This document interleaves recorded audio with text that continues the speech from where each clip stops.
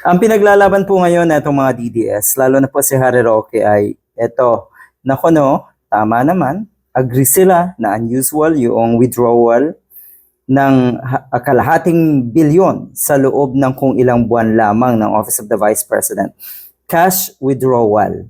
Unusual dahil kadalasan daw ang mga ahensya ng gobyerno ang nagiging transaction ay either online or by check, gamit ang cheque. So aminado sila doon, agree sila na ito ay unusual. At ang sinasabi pa nga nila, unusual pero hindi naman daw illegal. Nag-agree ang mga gunggong.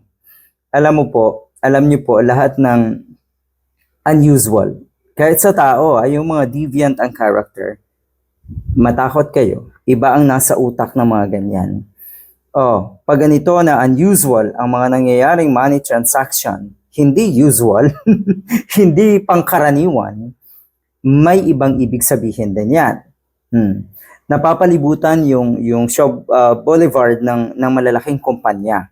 Pero walang ganitong transaction. Cash withdrawal. Ulitin natin dahil kadalasan ay online at by check. Oo nga naman.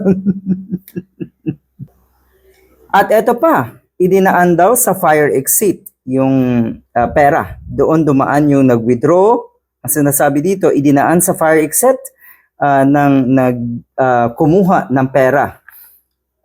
Yung milyon nga na yun, idinaan sa fire exit para daw safety, para daw safe. Kasi nga naman adjacent lang naman yung DepEd compound at yung land bank dyan sa Shaw Boulevard. Nadadaanan natin yan madalas nung tayo ay nasa Metro Manila, nasa Manila pa. Idinaan sa fire exit, wala rin daw illegal doon, sabi ng mga DDS. Good job, wala pa rin talaga kayong makitang illegal. Kasi ang iniisip nyo, pagharap na itong mga witnesses na ito, ay walang illegal. Hindi kayo, or hahanapan nyo agad kung ito bang sinasabi ng mga witness ay illegal ang ginawa ni Sara Duterte. Ang totoo niyan, tumbok na tumbok. Tumbok na tumbok, lalo na po ni Senator Riza Ontiveros, dahil authorized lahat ng ito ni Sara Duterte. Authorized itong transaction na ito ni Sara Duterte. At pag sinabing unusual at ginawa yan ng mga Duterte, alam na natin. Lahat ng unusual. Sa tingin ko lahat ng mga nangyayaring unusual, pag ang kadikit o pag ang gumagawa nito, sabihin na natin ay ang mga Duterte, hindi talaga maganda. Wala tayong maaasahang maayos na patakaran. Wala tayong maaasahan na maayos na sistema.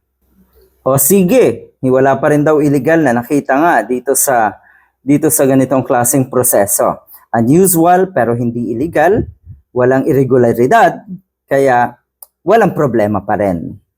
Ang tanong, saan napunta ang pera? Diyan patutungo ang investigasyon, ang trial na ito. Paano at saan ginastos ang pera?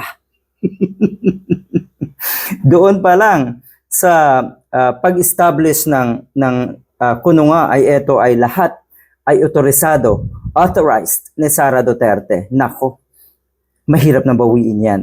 Diyan, siguradong magsisimula yung pagtumbok natin sa kung ano ang ginawa sa pera at paano ginastos ang pera. Pinaghati-hatian ba ito?